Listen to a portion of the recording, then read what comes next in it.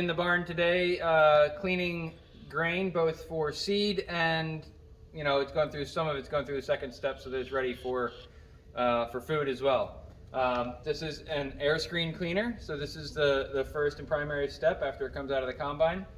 It's got a series of screens, and we're separating out all of this super horrible, really itchy, almost fiberglass-like dust, which is the small stuff. And we're also separating out the big stuff, dandelions, seed hulls, bits of straw, bits of grasshopper. Look at that. We're separating all that stuff out so that what we've got left is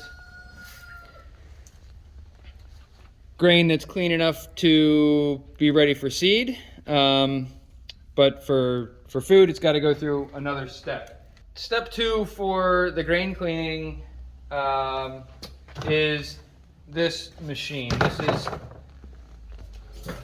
This is a Carter disc separator, and you can see there are these square pockets.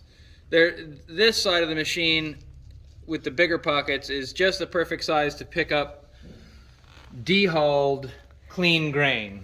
The smaller holes on the leading side of the machine are these smaller little divots. They pick out broken pieces and small seeds like clover and thistle.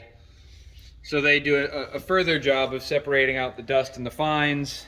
And then anything that's too long, anything that's too big, generally grain that still has a hull on it, comes out the end. And you can see this is all grain that still has the hull on it, which is great for your horses, but not great for your oatmeal.